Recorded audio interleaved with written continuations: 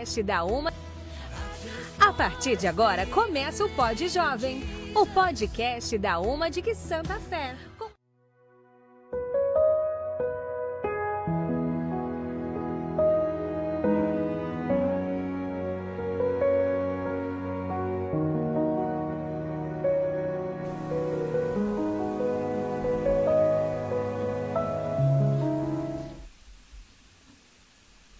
A paz do Senhor.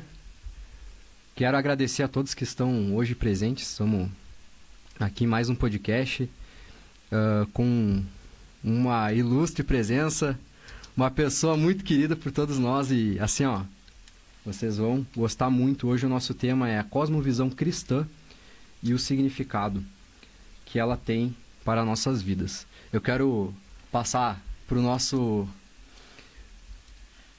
Vamos dizer carro-chefe, né? O Matheus hoje, né? O Matheus, nosso querido chefe aí do podcast. Que isso? É chefe, né, cara? É o nosso patriarca. Por favor. Paz do Senhor, meus irmãos. Deus abençoe a todo mundo que tá ligado com a gente na rádio Melodias do Rei.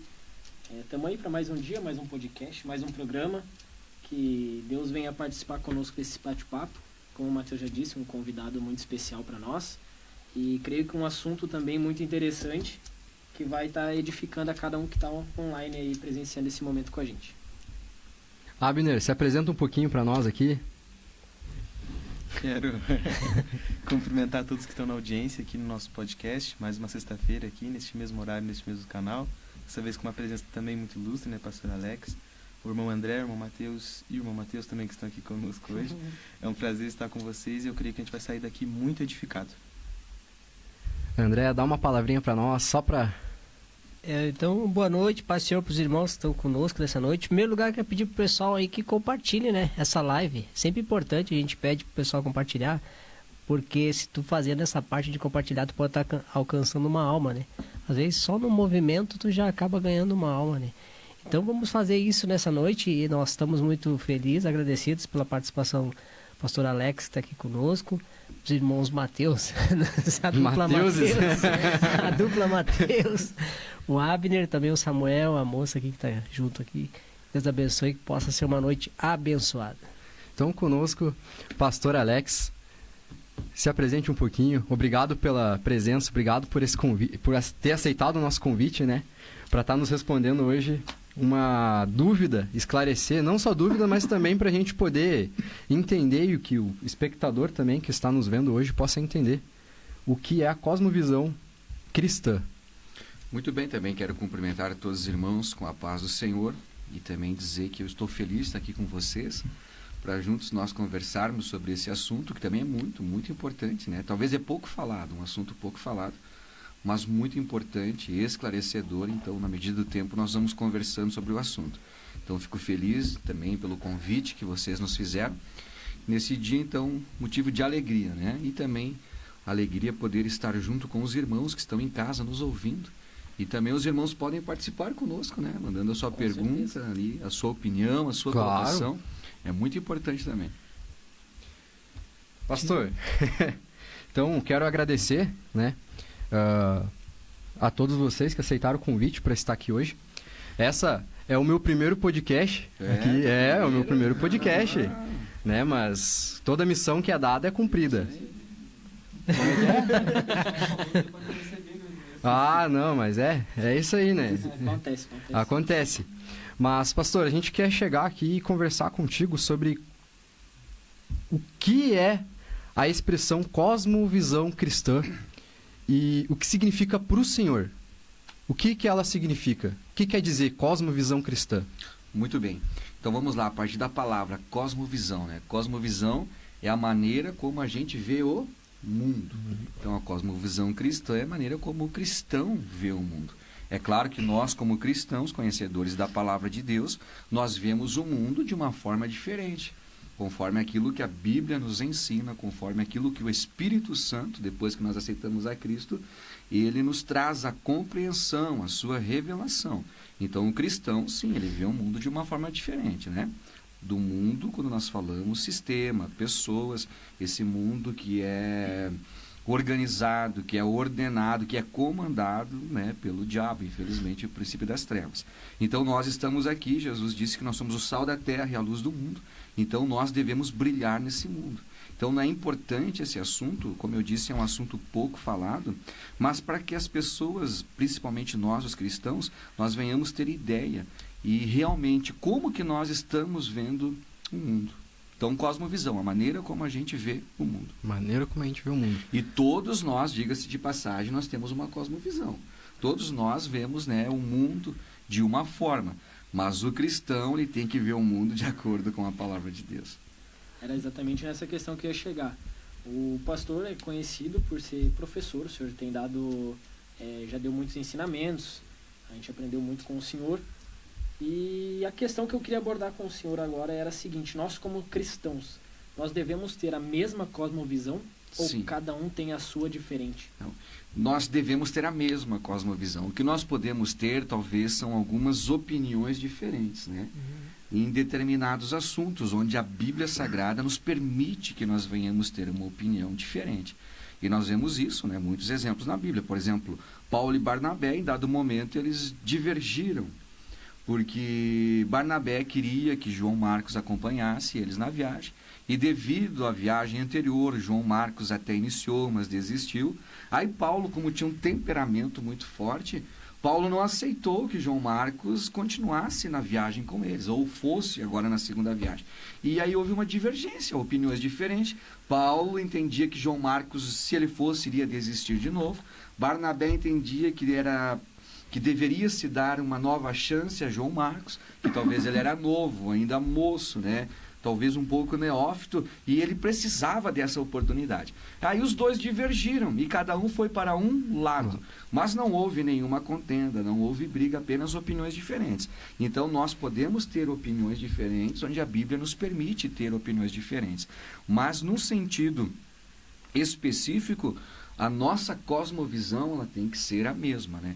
Então vamos lá, vamos tentar entender essa palavra cosmovisão. Cosmovisão é a maneira que eu vejo o mundo. A maneira como eu vejo o mundo, ela vai determinar as minhas crenças, né, naquilo que eu vou crer. E as minhas crenças vão determinar os meus valores, aquilo que é certo e aquilo que é errado.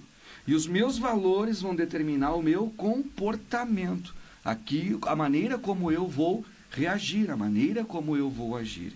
Então a cosmovisão ela é formada já desde cedo no coração de uma pessoa.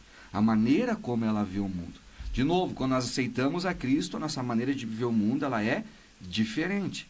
E quando essa cosmovisão ela é formada dentro do coração do ser humano, somente o Espírito Santo para mudar a cosmovisão formada de uma pessoa. Eu vou dar um exemplo. Por exemplo, um muçulmano radical. Um muçulmano radical, a maneira como ele vê o mundo. Por exemplo, os valores do que é certo e errado, as crenças e os comportamentos, eles são determinados por a maneira como aquele muçulmano ele vê o mundo. Por exemplo, o comportamento de um muçulmano radical. Quem não é por Alá deve morrer. O radical é assim. Então, o comportamento dele, em dado momento, é conquistar ou matar. Porque o comportamento dele é resultado dos seus valores, daquilo que é certo e errado, que é determinado pela sua crença. A sua crença é o Alcorão, que é como se fosse a Bíblia deles. E o Alcorão é o que os doutrina, é o que os leva a compreender, a entender, a decidir que Alá é Deus e quem não é por Alá deve morrer. E essa crença, esses valores foram determinados pela maneira como eles viram o mundo. Ou seja, quando desde crianças eles aprenderam aquilo que era certo e errado. Então, para mudar uma cosmovisão de uma pessoa assim, somente o Espírito Santo, somente a palavra de Deus. Porque é uma cosmovisão formada desde a mais tenra idade, né? Vamos trazer um exemplo para nós, um testemunha de Jeová, um adventista do sétimo dia, que para nós cristãos são considerados como seita. Mas nós não vemos, é difícil nós vermos, né, um testemunha de Jeová ou um adventista que se desviem daquela crença, daquela cosmovisão que desde cedo foi implantada no coração deles. É uma cosmovisão muito, mas muito formada. Então você quase não vê, porque está estabelecida ali dentro essa cosmovisão. Eu usei um exemplo de pessoas que se dizem religiosas, mas que são consideradas seitas. Mas é a mesma questão, por exemplo, de quando os jesuítas vieram para o Brasil, né? Quando os jesuítas vieram para o Brasil, nós sabemos que eles tentaram catequizar os índios. E aí o que eles fizeram?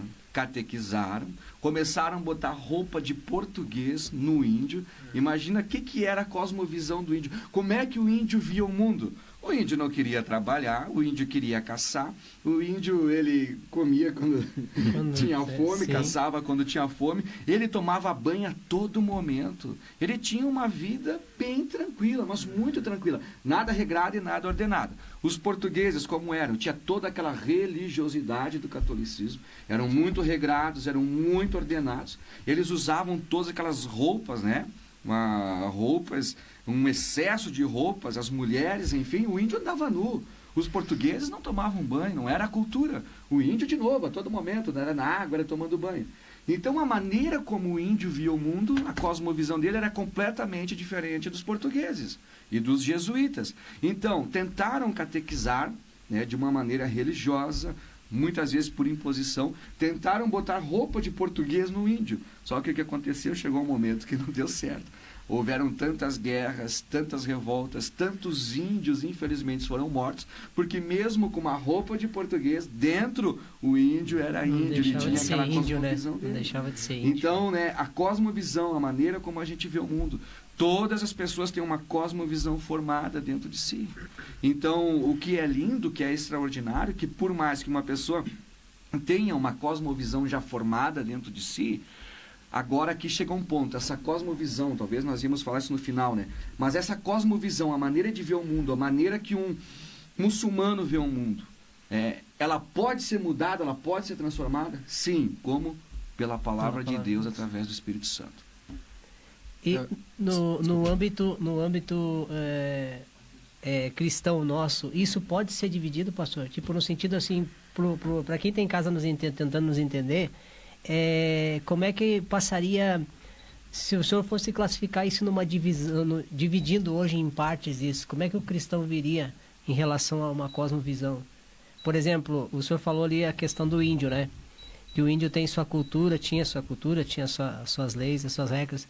E hoje nós como cristãos, muitas vezes a gente se vê muitas pessoas que divergem de algumas opiniões. Por exemplo, tem gente que crê no batismo do Espírito Santo, tem outros que processa a mesma fé que nós, só que não crê no batismo do Espírito Santo. Então, isso há uma divisão, levando para um lado cosmovisão. Como levar isso para que o cristão em si ele possa entender a nossa cosmovisão, voltado para a Bíblia Sagrada? Não sei se o senhor conseguiu me entender. Acho que sim, mas qualquer coisa você vai...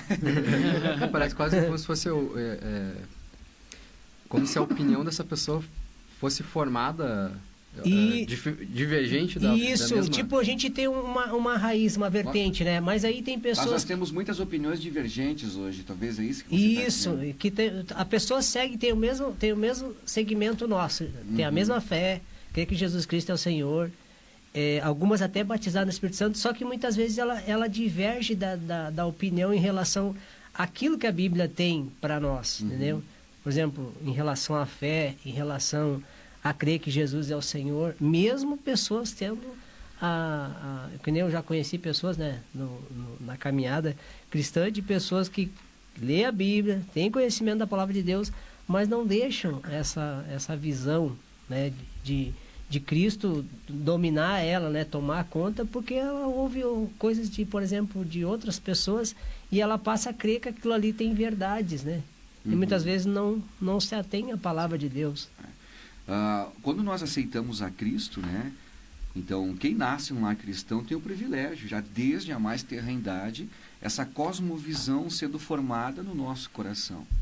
Eu tive o privilégio de nascer num lar cristão, nunca tive dificuldade com essas questões de uma pessoa que vem do mundo, por exemplo. Porque a pessoa que vem do mundo, vamos lá, né? A igreja, eu sempre falo, a igreja é um hospital. Então, na igreja tem pessoas, às vezes, que eram apenas religiosas, mas que tiveram um encontro com Cristo, porque só a religião, só a religiosidade não salva. Mas tem talvez aquele que era o traficante, aquele que era o bandido, aceitou a Cristo, está hoje, né, na comunhão, está no corpo de Cristo. Ou aquela pessoa mentirosa, por exemplo, mentiroso inveterado, né? Enfim, a todas as situações. E antes de aceitar a Cristo, aí tem um versículo que é muito usado hoje até na política, né? Conhecereis a verdade, a verdade vos libertará. Pegar esse versículo. Virou uma frase de efeito, né? Então, deslocada do seu contexto muitas vezes. Mas, enfim, a pessoa ela vem com aquela cosmovisão do mundo.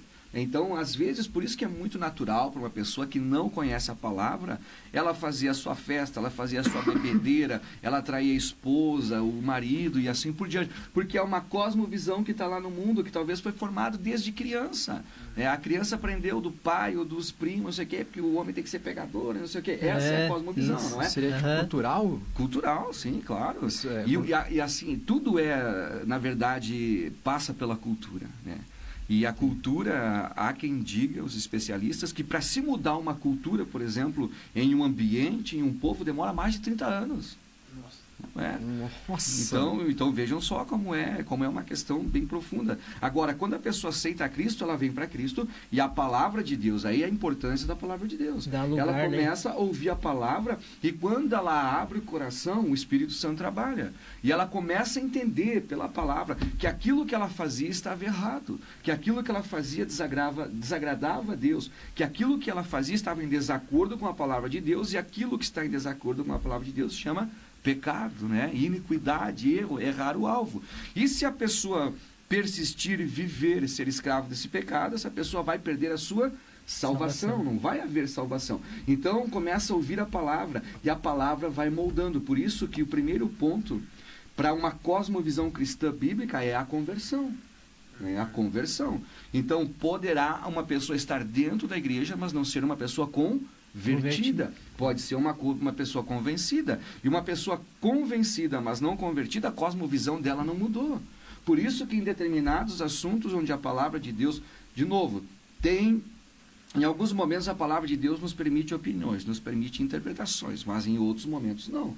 Então, nos momentos que ela não nos permite interpretações ou opiniões, a pessoa diz, não, mas eu acho que é assim, né? Hoje está muito na moda essa frase. É exatamente por isso, né, que eu acho que é assim, eu acho. E aí a Bíblia diz que as nossas justiças e as nossas razões são comparadas a trapos de imundícia.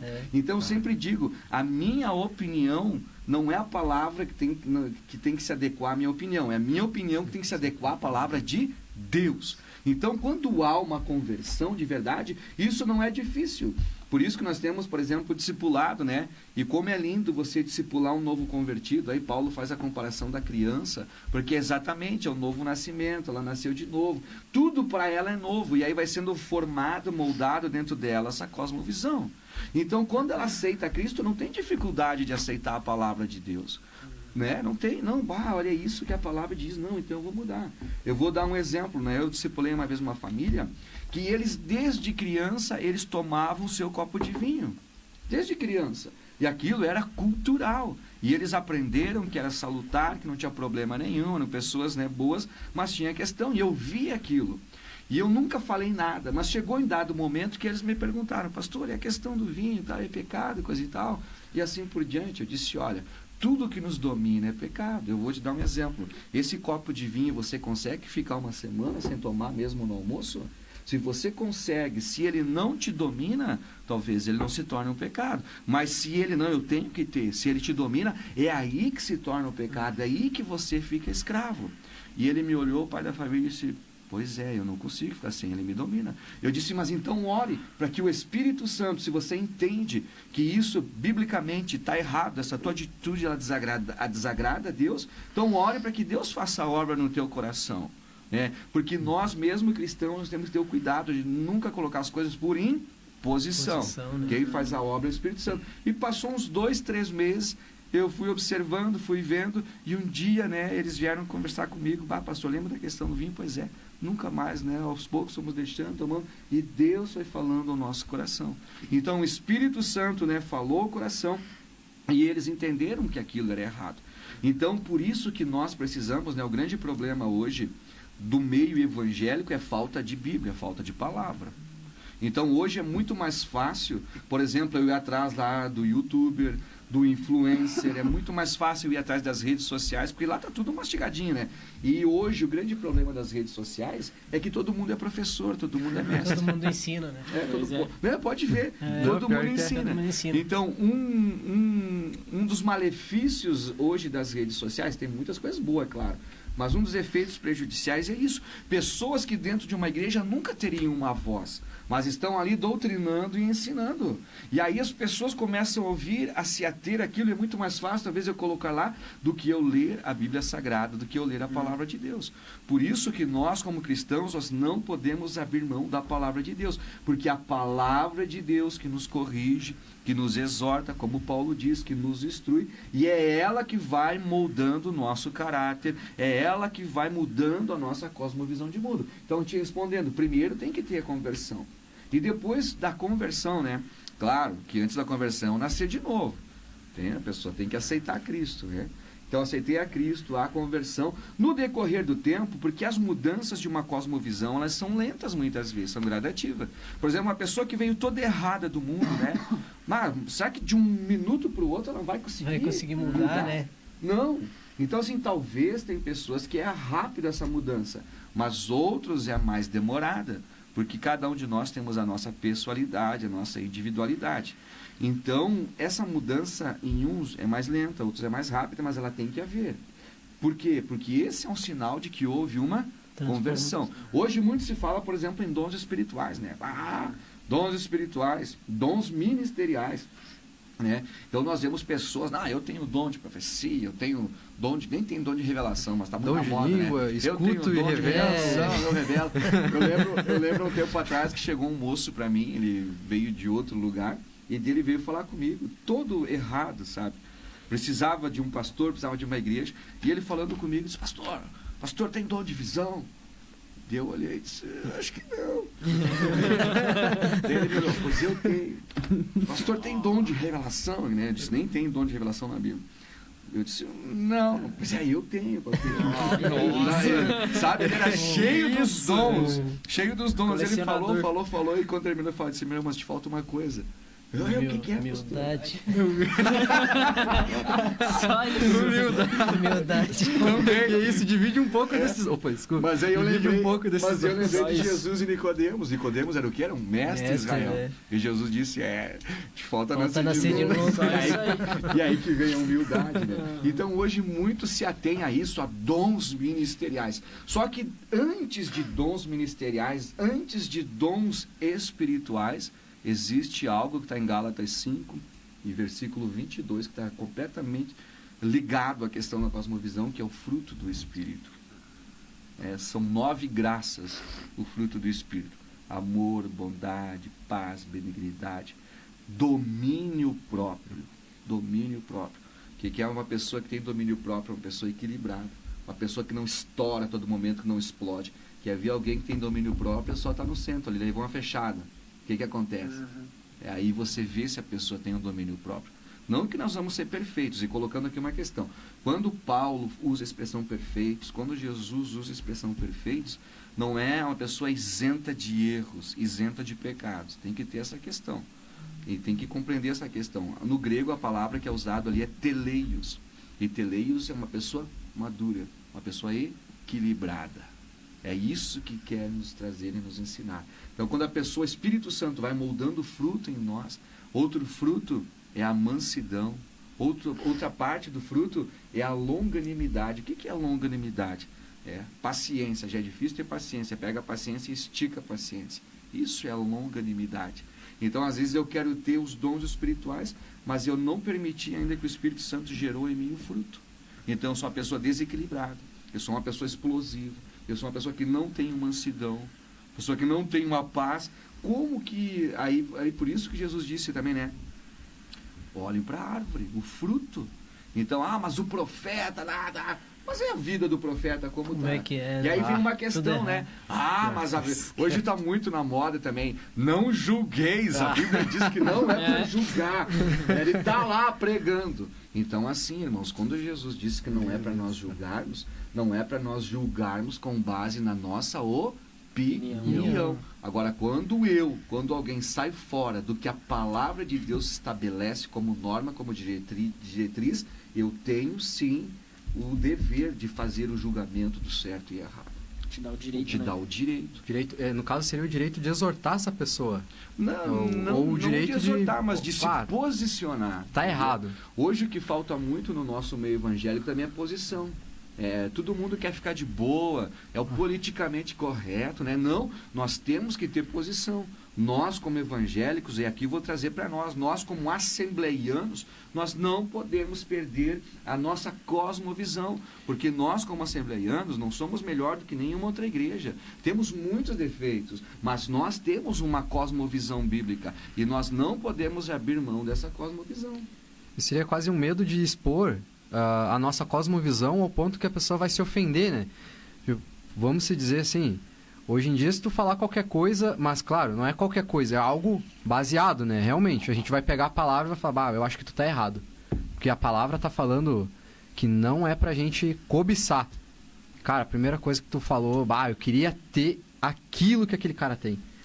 É uma cobiça, vamos dizer. Uhum. A pessoa vai bater de frente, tu tá todo errado, cara. Não, tu tem que desejar, tu tem que querer, tu tem que ter essa ganância, tu tem que... É quase que claro, essa pessoa, se for convertida, eu creio, né? Mas realmente transformada por Jesus, ela vai ter esse bom senso, né? Os frutos do Espírito, de olhar e pessoa transformada. O cara bateu de frente comigo com a cosmovisão, mas ele tá certo.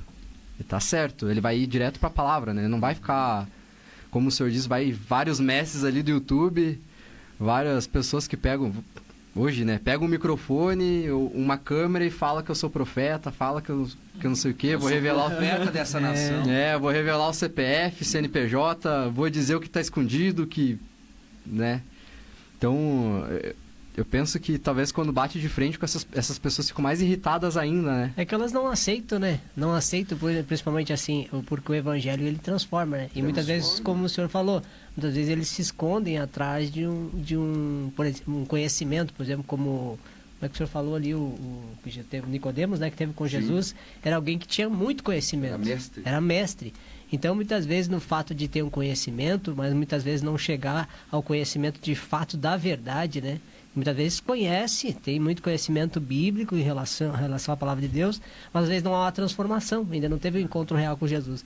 E muitas vezes querem aplicar essas ideias que às vezes não tá dentro do nosso, da nossa cosmovisão. E aplicam isso, e muitas vezes a pessoa que não é que nem nós, que para estudar, para ler a Bíblia, vem numa escola dominical, vem no culto de ensinamento, que tem conhecimento da palavra, tem pastores que ensinam, fica bem mais difícil alguém chegar e aplicar alguma coisa que não está dentro do contexto. Vai até questionar, mas está escrito aonde isso, né?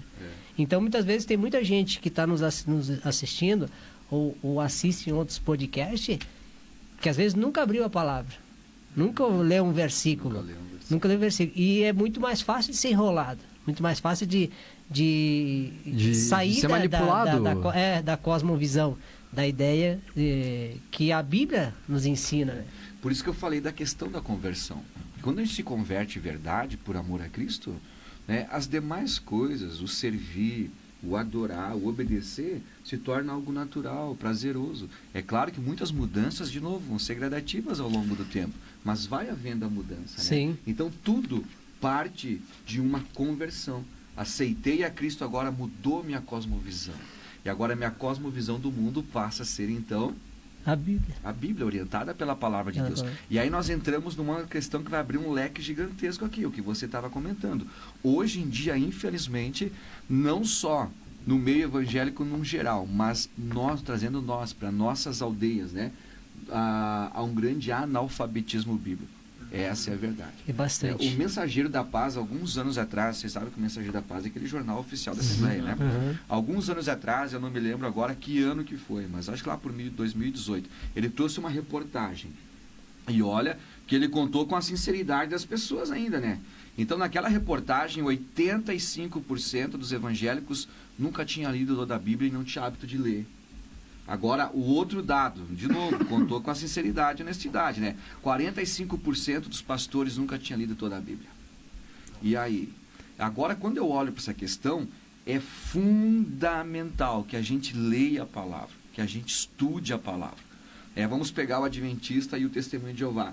Desde crianças, mesmo eles distorcendo a palavra, mas eles têm lá, né, a sua doutrina, e eles inculcam na mente e no coração das crianças desde pequenininho. Sim. Você não vê por aí o Testemunho de Jeová, o menininho com a pastinha desde pequenininho andando na rua?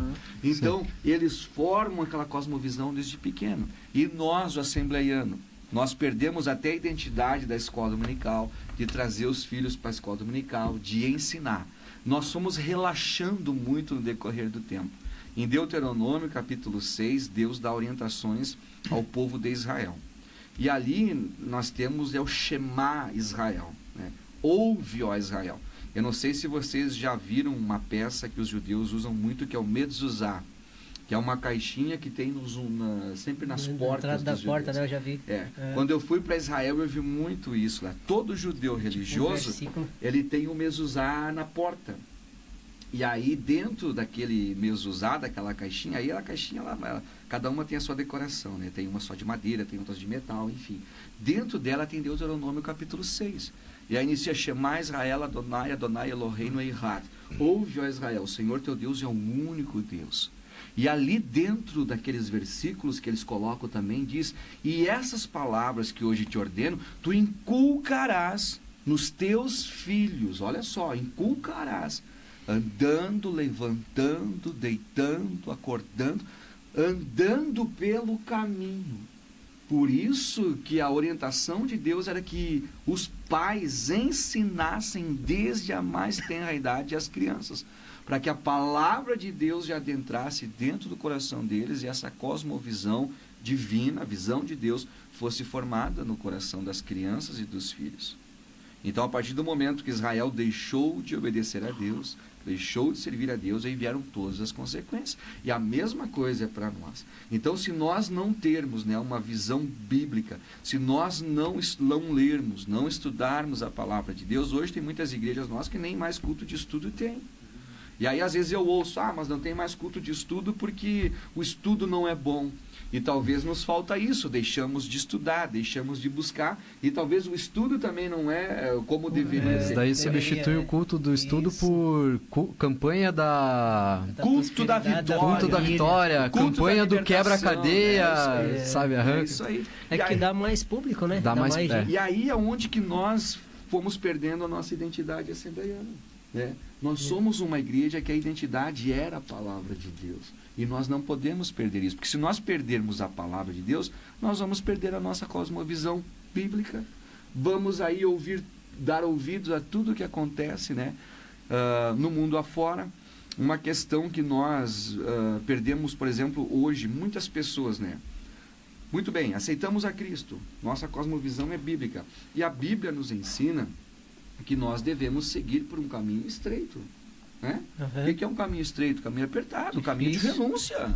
O caminho difícil. De novo, nós viemos lá do mundo de um jeito. Aceitamos a Cristo, mudou a nossa cosmovisão. Agora, para servir a Deus, obedecer, tem que haver renúncias, não é? Sim, Por isso que Jesus disse: quem quer vir após mim, tome a sua cruz e siga-me.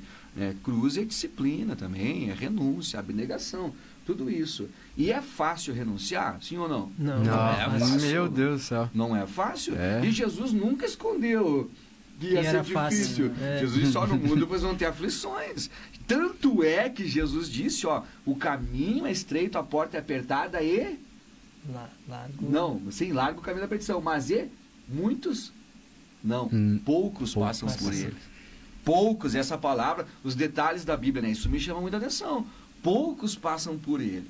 Mas enfim, e aí Jesus nos dá uma série de ensinamentos. Nós temos ali, por exemplo, o Sermão das Bem-aventuranças, né? Que é do capítulo 5 até o início, o final do capítulo 7, início do capítulo 8. Olha só a cosmovisão ali, olha a cosmovisão. Então, no Sermão das Bem-aventuranças, há quem diga que Jesus proferiu aquele sermão em 12 horas.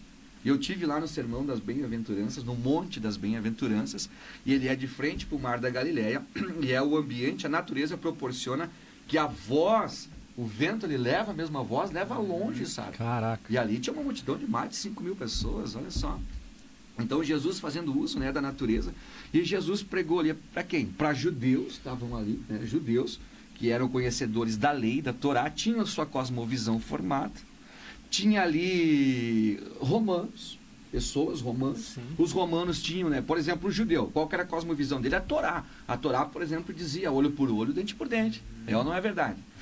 Os romanos. Qual que era a cosmovisão dos romanos? Os romanos, na sua maioria, eram homens valentes, soldados. E dentro da cosmovisão dos romanos, chorar era feio. Um homem não chorava. Né? E entre ali também havia também os gentios, né, que incluía os romanos, é claro, mas outras pessoas ali que estavam junto ali.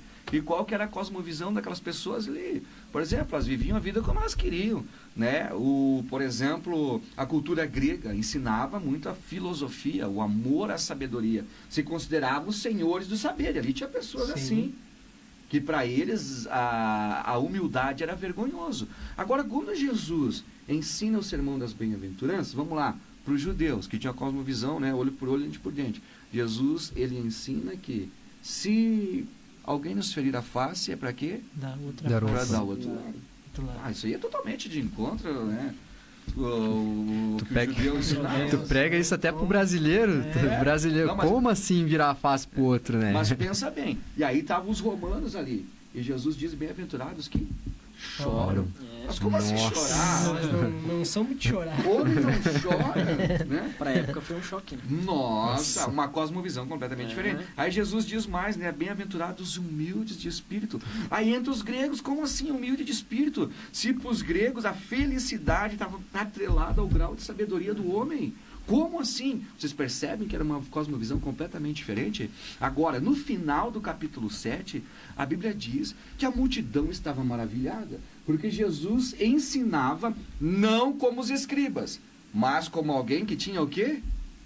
Autoridade. Aí a diferença também. E aí o que acontece? Capítulo 8. Capítulo 8, a Bíblia diz que Jesus está descendo do monte e a multidão acompanha. E de repente vem um leproso. E um leproso diz, ele se aproxima, ele se joga aos pés de Jesus e diz, Senhor, se tu queres, tu pode me curar. E Jesus olhou para ele, tocou nele e disse, quero ser limpo. E no mesmo instante ele ficou purificado. Agora veja bem, a lepra é um sinal de desgraça, em hebraico é tezarat, é o golpe de Deus. Um leproso não poderia se aproximar, eu não lembro agora a distância exata, mas 300 metros, 150 metros de uma pessoa. Se ele se aproximasse, ele deveria gritar, leproso, leproso, leproso. E ele ficava sempre lá de fora da cidade. Lado né? de fora, Lá de tinha da o cidade. vale dos leprosos. Ele não podia ter contato. Quando ele era diagnosticado com a lepra, ele era afastado da família. Por isso o golpe de Deus era considerado pelos judeus. Era uma vida desgraçada. Só que aquele leproso, ele estava ouvindo lá de baixo. E aquele leproso, ele invadiu o espaço que não lhe era permitido, ele não poderia se aproximar, ele não gritou que ele era um leproso. E Lucas, que é médico, diz que ele estava totalmente tomado de pela lepra. Se Lucas, que era médico, diz que ele estava totalmente tomado de lepra, então ele não tinha mais os lábios, ele não tinha mais o nariz, ele não tinha mais a ponta dos dedos, ele fedia. Aquele leproso rompe a multidão deveria ter feito o que com aquele leproso? Apedrejado. Essa era a lei, a apedrejar, tanto é que a lepra ela é contagiosa. Se o leproso fizesse isso de maneira deliberada, né, talvez até com a intenção de contaminar os outros, matar, ser apedrejado. Só que aí um leproso rompe a multidão e a multidão não apedreja ele. Por que a multidão não apedrejou ele? Por quê? Porque estavam impactados com a palavra de Jesus. A palavra de Jesus tinha transformado já a cosmovisão daquelas pessoas. Jesus acabou de falar da misericórdia, como é que eles iam apedrejar aquele homem? Jesus acabou de falar do amor, como é que eles iam matar aquele homem? Sabe? Olha a atenção nos detalhes ali. Então a palavra de Jesus, naquele momento, aquelas pessoas ali, foi tão impactante que eles viram, né, o mundo, aquela situação diferente, por isso ficaram impossibilitados de agir. E a mesma coisa o leproso. O que o leproso invadiu? Né? A palavra de Jesus da mesma forma. Senhor, se queres, pode purificar-me no mesmo instante. E Jesus tocou, né? Não podia nem se aproximar, quanto mais tocar. A lepra é contagiosa. E Jesus toca nele.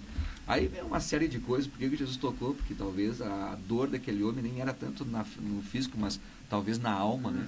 Imagine um homem que foi afastado da família, afastado dos filhos, nunca mais pôde ver a esposa, nunca mais pôde ver os filhos, vivendo num vale de leprosos. Eram vistos como impuros, né? Impuros, sim, amaldiçoados. Nossa, uma vida desgraçada. Desgraçado. Hoje a lepra é Controlada, né? controlada, tratada, mas para a época era o grande mal, né? O grande mal. Mas Doença. é que a cosmosão também naquela época para isso era realmente, meu Deus, o cara... Sim. Tu vê alguém podre, cara, na tua frente, caindo aos pedaços, esse cara tá morto e tá vivo ao mesmo tempo, como assim? Não é possível, esse cara tá andando ainda, tu vê... Eu fico pensando, porque hoje, como o senhor disse, tá controlado, né? Vamos dizer, quem tem hoje, não tem cura, mas é uma doença tratável, Sim, a né, que eles hanseníase, falam. né, hoje.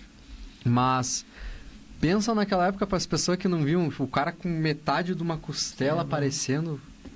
E ela demorava em algumas pessoas até 15 anos para matar. A Nossa. pessoa ia apodrecendo. Aos poucos, Aos né? poucos. E não Que tinha as que extremidades do corpo, né? Não os órgãos. Nossa, Nossa. Mas o que eu fico assim também impactado foi a reação da multidão. fazer. Outro também que me chama muita atenção, assim, é aquela mulher que foi pega em adultério, né? Se tu for analisar ali, Jesus se arriscou. Quando ele baixa e risca no chão e pergunta, né? Quem não tem pecado que atire a primeira pedra. Rapaz, ali Jesus foi sábio. Ali na verdade eles estavam tentando corajoso. sabotar Jesus, né? Os fariseus a todo momento estavam tentando Mas sabotar mesmo assim, Jesus. né, pastor?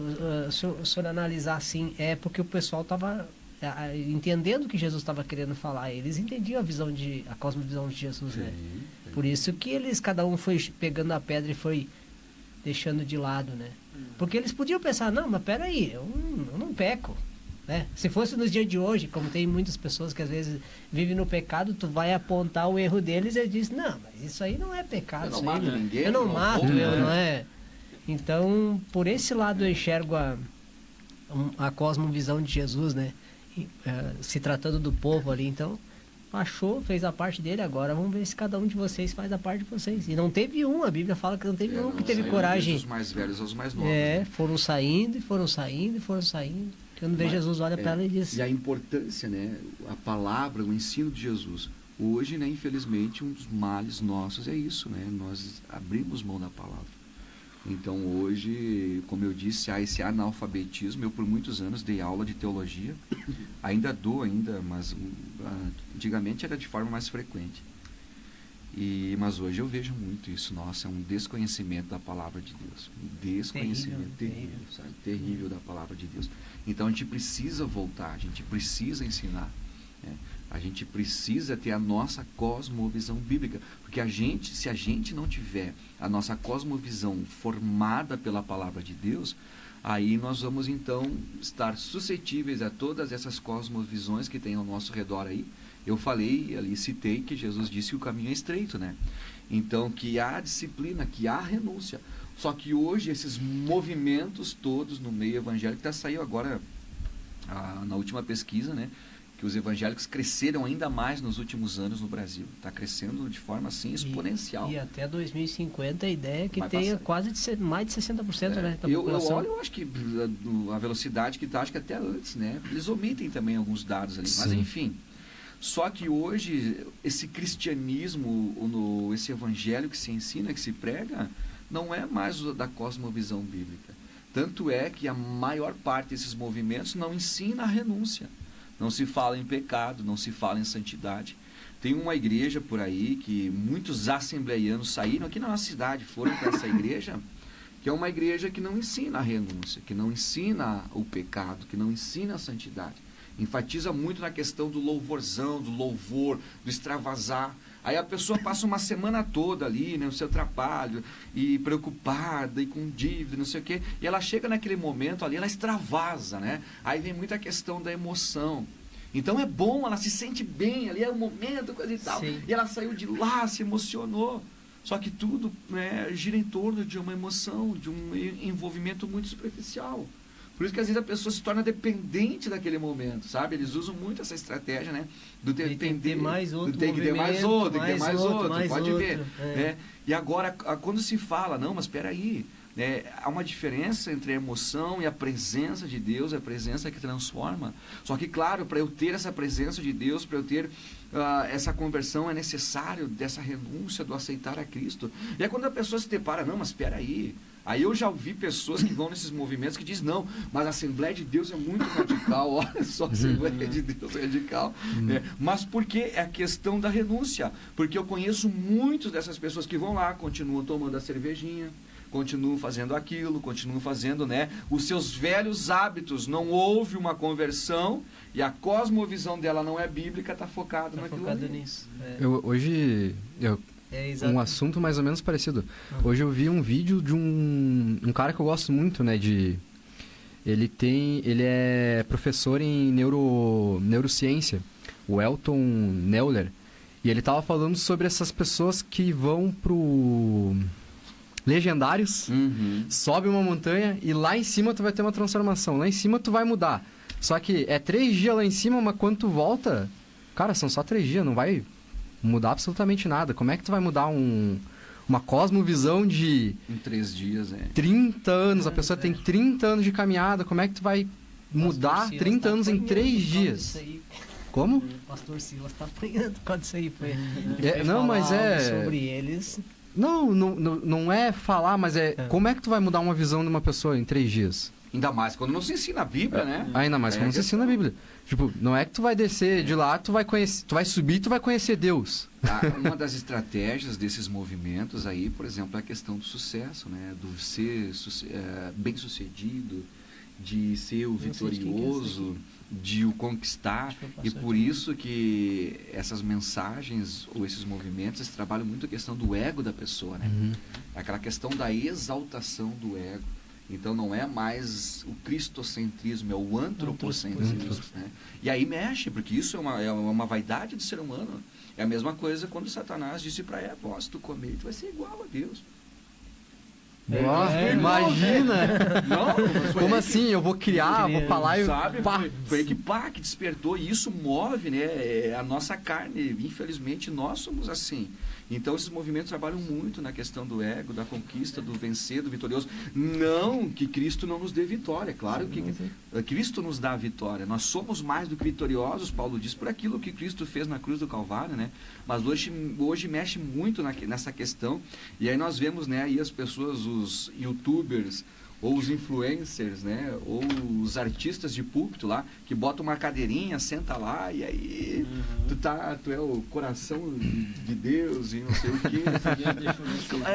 Sabe você tocar. Mas essas mensagens, sabe, que emociona, né, que vai, que coisa e tal, que faz bem. Só que quando a pessoa é confrontada aí pela verdade, palavra, e ainda sai revoltado, né? Por isso que nós, como cristãos, nós não podemos perder a nossa essência, a nossa cosmovisão bíblica. É claro que, como questões de tempo, às vezes tem algumas coisas que nós também precisamos mudar, precisamos entender, né?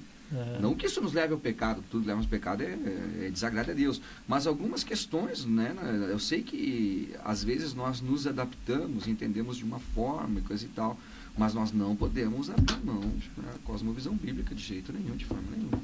Pastor, o senhor comentou antes que a gente tinha, né, antigamente uma assembleia mais pautada em cultos de ensino, em palavra, né, era conhecida justamente por isso. Onde o senhor acha que isso mudou? Onde foi um ponto de rompimento? Não digo só de um modo geral, mas pode, se o senhor quiser puxar mais para perto aqui, por exemplo, em Caxias, onde o senhor acha que isso mudou? Que a gente deu mais espaço para esses movimentos? Sabe, é difícil dizer, né, assim, de forma precisa, como mudou, o que aconteceu, porque eu entendo que como um todo, eu acho que nós não buscamos mais como deveríamos, né, então por isso que hoje também poucas igrejas ainda conservam os cultos de estudos, né, porque para você fazer um estudo sistemático, que nem agora lá no Serrano nós estamos no seminário de Israel, nós vamos 4 meses. Então, quando você faz um seminário, quando você faz estudos sistemáticos, exige muito de quem está ministrando, do pastor ou do obreiro, tem que estudar, tem que buscar. E hoje o pastor, o obreiro, o líder, ele está numa situação que realmente é difícil, né? Que se exige muito, porque o mundo mudou muito Mudou hoje. bastante. Então, Muita o obreiro, o informação, líder, né? o pastor, ele tem que ter conhecimento da palavra, mas ele também tem que ter conhecimento secular. Hoje é preciso que ele estude, né? Hoje, graças a Deus, nós temos essa oportunidade.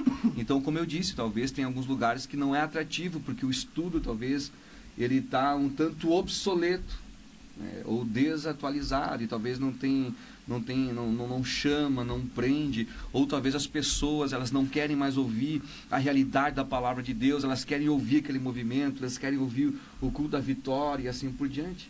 Mas as experiências que eu tenho, né? Eu pastoreei o Pioneiro mais de 10 anos, lá e agora estamos 4 anos no Serrano. Os nossos cultos mais frequentados são os cultos de ensino, os cultos das quintas-feiras, os cultos da IBD. Nós temos em média lá nas quintas-feiras umas 300 pessoas por culto. Mas Nossa, eu ia falar isso aí, pastor, em relação... Porque eu acho que foi aqui no podcast que esse dia nós estávamos, o Samuel estava comentando, que muitas vezes pode ser da parte do obreiro. Pode. Que não tem, assim, por exemplo, um preparo em relação ao que eu vou trazer para a igreja. O que a igreja... Não que a igreja quer ouvir, mas eu preciso trazer ensinos que as pessoas fiquem assim, poxa, é isso que eu preciso aprender. Né? Mas... Então, muitas vezes falta um preparo, assim, questão assim de... por exemplo, nós estamos tendo hoje uma guerra lá do outro lado no Oriente Médio, e muitas vezes não se fala isso. Quais os reais motivos, não se traz isso tudo voltado, se é a volta de Jesus, se não é a volta de Jesus, se, o que vai acontecer, o que vai deixar de acontecer. Então, muitas vezes eu acho que não é eu acho, eu tenho certeza que a ideia é o obreiro estar mais preparado para poder fazer com que, como o senhor disse, prender a atenção do ouvinte. Por exemplo, nós temos aqui pessoas que não saem não largam de mão de ouvir a gente agora, entendeu? Porque a gente começa a falar assuntos que prende ela. Então é isso que o obreiro tem que estar preparado. É por isso que eu disse que hoje é muito difícil, né? Difícil, Tem que estar atualizado. E aí, às vezes, ele não se... Mas seria, eu acho que uma busca do próprio obreiro, né? Do próprio obreiro. Não adianta, a gente pode até falar, tu podia muito bem trazer um estudo aqui sobre escatologia, o pastor é mestre nisso, escatologia, mas tu dá para qualquer obreiro. O cara, mas escatologia não é comigo. Né? Vamos dizer, eu tenho conhecimento inteiro de Roma, mas eu não sei sobre escatologia. Vamos dizer, eu até li Apocalipse.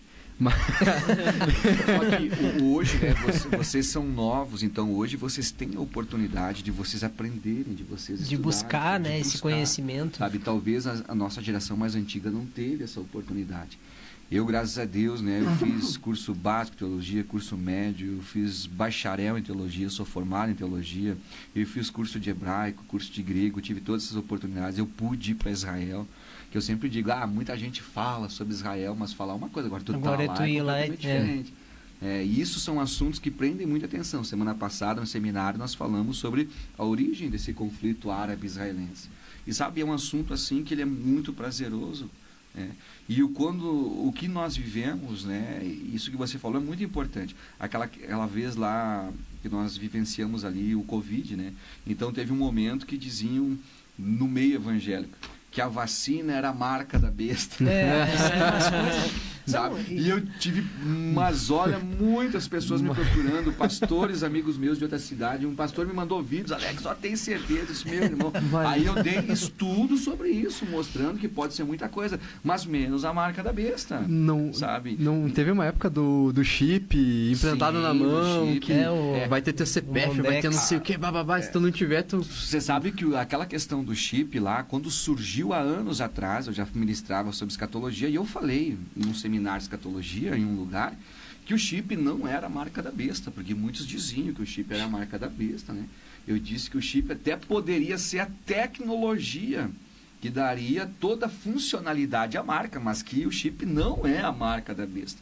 E aí teve irmãos que, nossa, esse aí falou, olha só, isso aí é a marca, não é? E aí passamos, né? Hoje tem outras tecnologias. Hoje, por exemplo, tem a tatuagem eletrônica que tem a mesma funcionalidade do chip. O NFC do celular faz a mesma funcionalidade. E QR Code faz a mesma funcionalidade. Então, Essa outra que tá surgindo, que o nome de luciferase, que é uma luz, né, que tu vai colocar numa parte do teu corpo para tu poder, por exemplo, ser identificado se tem alguma doença, alguma coisa, né? Para tu poder passar nos aeroportos, é só uma luz. Não tem nada, ela é só uma luz que tu vai passar e vai escanear ali, ver que tu não tem nenhum problema, vai embora. Hoje, uma vez eu fui pregar numa cidade, eu estava num hotel, e quando eu cheguei no quarto do hotel, e aí eu vi por 2 vezes, entrando e saindo, o rapaz, quando chegou no quarto comigo, lá no hotel, ele passou a mão assim, passou uma placa, abriu a porta.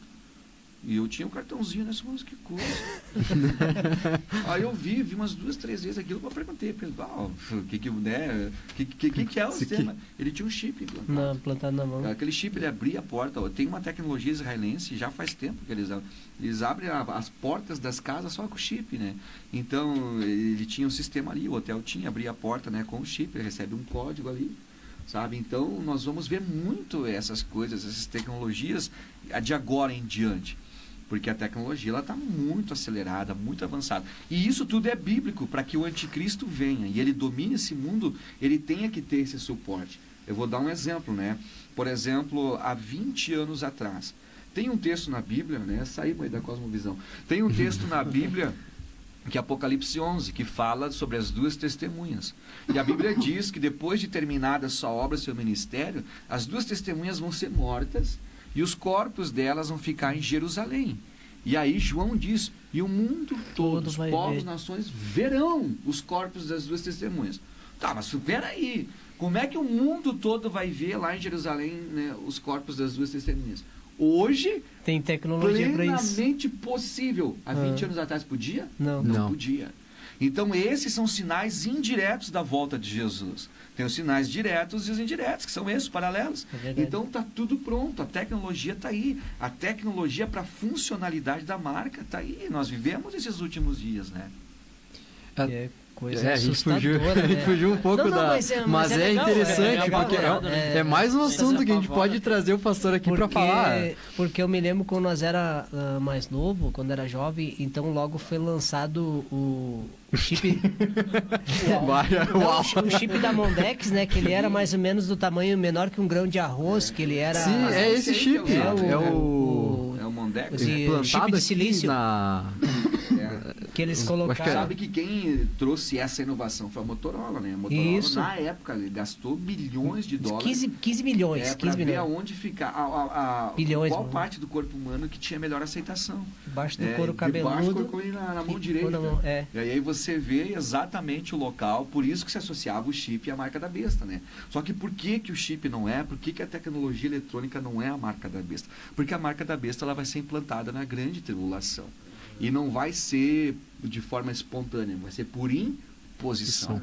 E a marca da besta vai conter o nome ou o número do anticristo, que é 666. E outra coisa, a marca é um sinal de fidelidade ao anticristo. Outro detalhe, aí a gente precisa ir para os detalhes da Bíblia, né? Quando, por exemplo, João diz, e a marca da besta, no grego, marca é charagma, usa essa palavra. E charagma é marca por fora. Vai aparecer. É isso aí. O chip é por dentro. De novo, o chip, a tatuagem, pode ser a tecnologia que vai dar funcionalidade para a marca, mas não é a marca. Então, por fora, literalmente é uma marca por fora. Vai encher. Então, João fala, né, marca. Quando Paulo diz, por exemplo, eu carrego as marcas de Cristo, no português é a mesma palavra, só que Paulo usa no grego a palavra estigma, que é uma marca lá dentro. Então, João usa charagma, né? Marca por fora, não marca por dentro. Então, vejam só os detalhes da Bíblia também, né? E tanto hoje tem essa tecnologia, tem uma tatuagem recentemente criaram, que ela transmite eletricidade, né? Então, é como se fosse uma tinta, tu pode tatuar na pele e ela transmite eletricidade. Então, tu consegue até carregar um pouco da bateria do teu celular com o corpo, mas não uma baita inovação, porque o nosso corpo produz um certo tanto de eletricidade, mas não é o suficiente para... Pra carregar uma bateria. Eu lembro que aquela questão lá da vacina, até eu disse meu irmão, eu disse para os irmãos, né, que vêm conversar, eu disse, irmãos, de novo, a marca da besta vai ser por imposição. Todo mundo vai saber, vai ser muito claro, né, vai ser fidelidade ao anticristo, está condicionado a comer. Tu não tem a marca, então tu não come. Eu disse, se a vacina fosse a marca da besta, né, quando injetasse em nós aquele líquido, o Espírito Santo fazia explodir do nosso corpo aquilo ali. Se fosse. Então, de novo, não é para agora, é para grande tribulação. Mas, enfim, nós fugimos da cosmovisão. Mas o que nós estávamos falando é que nós precisamos ter essa identidade bíblica, né? Nós precisamos ter. Nós precisamos pregar a palavra. Claro, precisamos pregar com autoridade também, com conhecimento.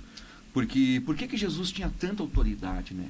Porque além do conhecimento, Jesus tinha unção do Espírito Santo. Então hoje, foi lá no começo, você falou, né? Tem muitas pessoas que conhecem, acham que conhecem. Então só o conhecer não é o suficiente, né? É verdade. Tem que conhecer e tem que ter a unção do Espírito Santo. Então unção e conhecimento, elas andam juntas de forma paralelas, né? Então Jesus, ele tinha o conhecimento, mas ele tinha essa unção do Espírito Santo. Por isso que nós precisamos do preparo. Nós falamos muito da palavra, mas entre outras questões, entre a oração, entre o jejum, né? Hoje ninguém mais quer orar, hoje ninguém mais quer jejuar. Hoje as pessoas nem sabem mais o que é um jejum. Eu tinha, vocês falaram de teologia, né? Eu tinha um aluno de teologia uma vez, de um ministério aí, e aí ele veio para mim no início da aula. Nós tínhamos ficado de férias, aí retornamos. Aí ele veio no início da aula e disse, pastor, estou 17 dias em jejum.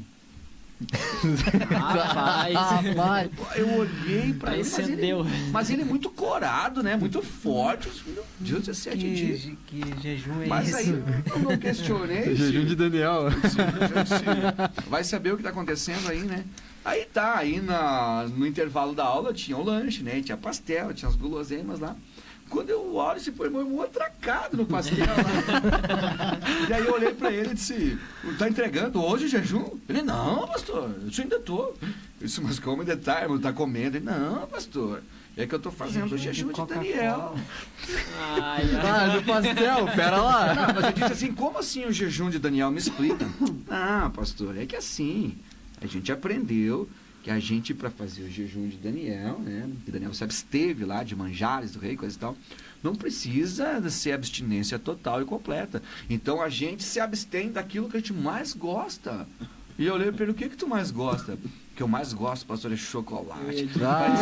Chocolate.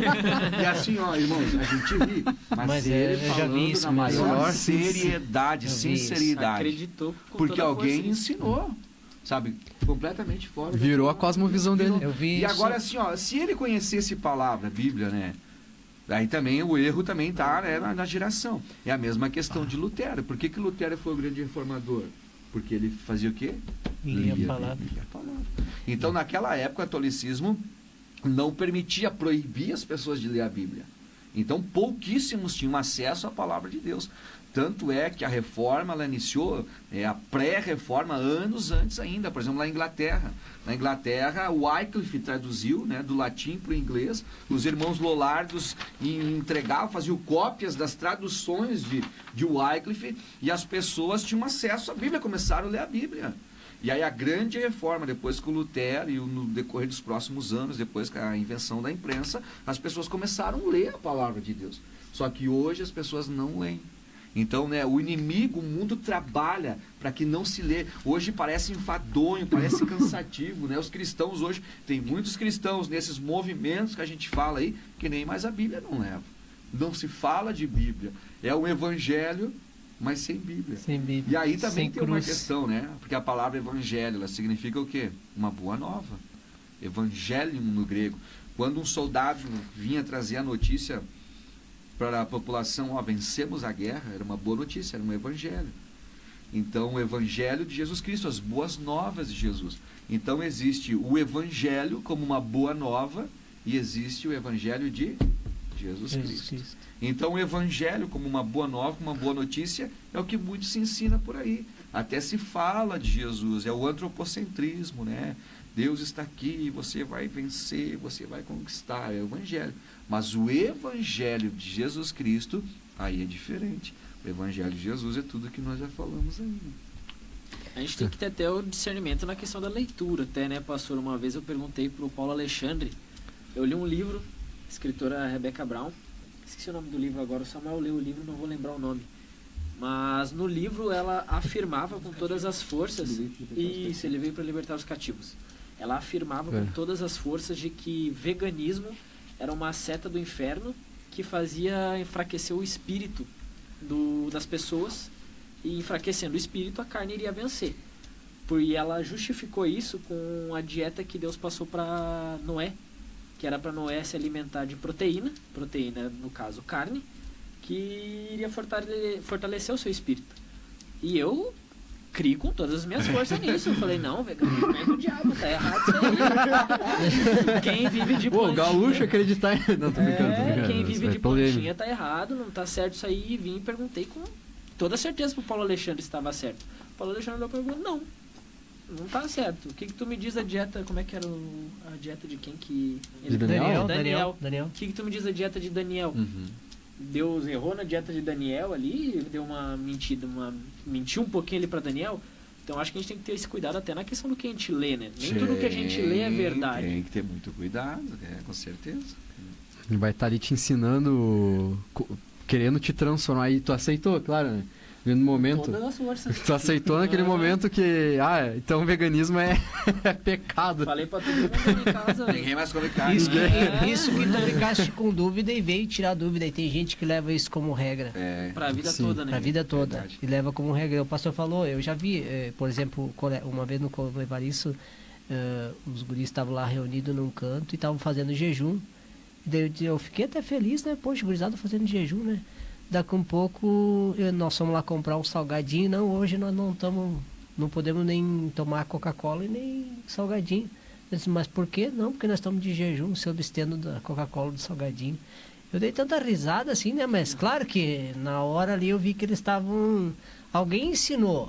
Virou uma cultura. É. Porque até eu achava que era permitido fazer esse tipo de jejum, né? Se abster. Vou me abster de tomar café porque a coisa Parcial. é um jejum Uma coisa parcial. parcial, é. Não vou comer, mas vou tomar água. Não vou fazer isso, mas isso não é um jejum, né? O jejum realmente é um jejum de Eu vi gente também 12 deixar horas. do celular também, do celular. Vou Sim. ficar Vou ficar um dia sem de jejum celular. do celular. Vê só como tá, né? O jejum bíblico, ele é 24 horas. 24 Ele é horas. de Levítico, fala lá de sol, do pôr do sol no dia ao pôr do sol do outro dia. Né? Do dia do Yom Kippur, no dia do perdão, hoje os judeus jejuam 25 horas. 25 horas. Caraca. 25 horas, abstinência completa. Então, claro, né? Ou tem pessoas que a gente sabe que não consegue jejuar 24 horas, né? Principalmente, por exemplo, quem tem enxaqueca, estoura a cabeça. Ou outras pessoas que tomam medicação. Tá? Então, se a pessoa não consegue, então, por exemplo, um jejum de 12 horas, 14 horas não é válido? Sim, é válido. Não é um jejum de 24 horas, mas a gente chama também de consagração. Então, o momento que você retira, você não se alimenta, ora, busca, se consagra, isso também é válido, com certeza. E isso vai formar, querendo ou não, a cosmovisão do cristão. Vai formar.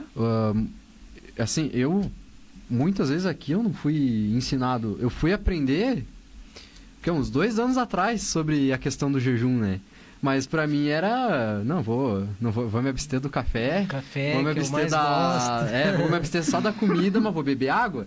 Então vou fazer o jejum, sabe que, né, meio a meio. Quem tem essas experiências, né, com Deus, a questão da oração, do jejum, é muito válida diante de Deus. Eu lembro que eu era criança, eu nasci no lar cristão e a gente veio de uma infância bem pobre, sabe, bem difícil.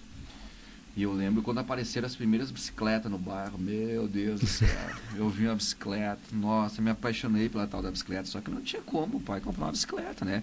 O pai e a mãe trabalhavam, um trabalhava pro rancho, outro trabalhava para aluguel, não sobrava nada. E aí eu vi aquela bicicleta lá, me apaixonei, sonhei com a bicicleta, e eu pensei, eu vou orar, eu vou jejuar. E eu comecei a fazer um propósito de jejum, mas eu lembro que nenhum dos jejuns eu consegui jejuar 24 horas, mas eu jejuava até onde eu conseguia, até o meio-dia, até as 3 horas. Mas eu fiz 19 dias, não assim um atrás do outro, sabe? Mas, por exemplo, na segunda, na quarta, conforme eu conseguia, fui fazendo 19 jejuns. Aí quando passou, né, esse tempo, eu não sei, foi 2 meses ou o quê, de repente, e eu orando, né, pela tal da bicicleta, não falei pra ninguém. Eu acho que o pai e a mãe sabiam, né? Viu jejuando, tudo que esse guri tá jejuando, né? Aí, de repente, chegou um dia lá na frente, assim, um caminhão. Nunca parava caminhão assim, né? Caminhão. Aí parou aquele caminhãozão lá, aqui, o seu fulano mora aqui. E a gurizada, nós sempre tava na rua. Sim, é meu pai. Tá, tem uma encomenda pra ele aqui. Aí quando os caras tiraram, assim, aquela caixa, vinha desmontada na época, escrito Calói na caixa. Nossa! Meu Deus, pensa na emoção. E meu pai comprou uma bicicleta pra mim, sabe? E aí eu era o único da rua lá que tinha bicicleta. Mas eu entendi que mesmo criança, né, Deus me deu aquela bicicleta lá. E depois de grande, eu falando com a mãe, né, como é que o pai foi comprar aquela bicicleta aquela vez? E a minha mãe disse que parece que naquela época lá houve um problema na empresa lá. E o meu pai teve que fazer muito serão lá pra poder completar um serviço lá, não sei se alguém ficou doente, coisa e tal, e ele ganhou um dinheiro desesperado ali. E aí ele disse, não, eu vou dar essa bicicleta pra segurir aí, com aquele dinheiro lá. Tá merecendo. Aí, sabe, então não, é uma criança, né? Mas sabe, por isso que como Deus, ele vê, né, a sinceridade, ele vê de uma criança, e quando nós aplicamos isso depois com maior compreensão, né, ou depois de adultos, é muito importante essa questão do jejum, da oração, da busca. Essa questão do jejum, até desculpa te cortar, André. Não. Mas tem a tal da cosmovisão do tempo de jejum, né? Que tem que ser todo o mesmo dia assim, ó, toda quarta-feira, ou jejuar, por exemplo, só na consagração, ou jejuar 2 dias seguidos, segunda e terça. Como é que funciona isso, pastor? Aí tem um dia específico. Não, Aí tu determina uma regra, né? Eu acho que assim, ó, por exemplo, você trabalha a semana toda, né? Uhum. Então, talvez é difícil você jejuar e trabalhar lá. Então, a gente recomenda, então, procure fazer ou sábado, ou domingo, que você está em casa. Eu conheço pessoas que conseguiam jejuar num serviço, eu conheci. Eu nunca consegui, mas eu conheci pessoas que conseguiam. Se consegue, amém. Eu já vi gente também sendo demitida porque ia pro banheiro e esquecia de voltar. Trabalhar. Era arrebatado. Aí vem uma pergunta aqui, ó. Como podemos conversar com amigos que têm cosmovisões diferentes da nossa de uma forma respeitosa e eficaz, sem parecer que estamos impondo nossas crenças, né? Então, quando surgem essas questões dessas pessoas que envergonham o evangelho, nós temos que nos posicionar. Nós temos que nos posicionar com respeito, né? Conversar com os amigos. A gente nunca deve ser também indelicado, deve ser invasivo, querer colocar goela abaixo as pessoas, né? Quem faz a obra é o Espírito Santo. Então, quando surge uma oportunidade, nós devemos falar. Quando surge um posicionamento, nós devemos nos posicionar. Porque, de novo, esses movimentos aí, eles se posicionam muito. Não, eles defendem, né? E nós que conhecemos a verdade, muitas vezes nós o que recuamos, acovardamos. Né? Então, sempre com respeito, nunca invasivos, mas nos posicionando. Nós temos que ter essa posição. Eu tive a oportunidade na empresa, pastor, vou até abrir aqui, eu já contei no podcast meio por cima, mas na empresa mesmo, um colega meu, ele é homossexual, e ele chegou para mim no período de trabalho assim, me perguntou como ele seria recebido na minha igreja. Se ele viesse um dia num culto, se as pessoas iam olhar para ele com desprezo, se iam rejeitar ele, e o que Jesus pensaria dele. Aí na hora o Espírito Santo ministrou no meu coração o programa do Raul Gil, que o Cláudio Duarte estava participando. Faz um bom tempo esse programa, até não sei se você vi. Que a Tami Miranda fez essa pergunta para ele. E ele saiu muito bem. Ele falou, Jesus te ama, Jesus iria te receber muito bem na minha igreja, ele só não iria receber o teu pecado. E foi o que eu falei para ele. E ele ficou assim maravilhado com a minha resposta, só que a repreensão veio de fora, de quem estava passando. O pessoal que estava passando começou a me chamar de homofóbico e veio as picuinhas ali do fundo. E foi até bonito de ver que essa pessoa que recebeu essa palavra minha, que eu entreguei para ele ali, ele me tirou de lado, falou para mim, não dá bola porque eles estão falando e tal, mas obrigado pelo tempinho que você teve comigo, e saiu assim. Foi algo assim que até hoje eu me arrepio só de lembrar. Foi algo assim bem interessante, bem que marcou muito assim a minha vida. Pra não sei que hora que encerra aqui. Dá, aqui. Tem tempo aqui, pode ficar bem tranquilo. Para nós concluir então, né? Tiago, ele diz algo que é muito interessante. Tiago diz: sede vós também praticantes da palavra, não somente ouvintes, enganando-vos a vós mesmos. Se alguém é ouvinte e não pratica, é semelhante à pessoa que se contempla o seu rosto num espelho natural, contempla-se a si mesmo, vai-se e logo se esquece de como era. Aquele, porém, que atenta para a lei perfeita, a lei da liberdade, nela persevera, não sendo ouvinte esquecido, mas executor da obra, Tiago diz, este será bem-aventurado em tudo que realizar. Daí a receita do sucesso. Praticar, não só ouvir. Né?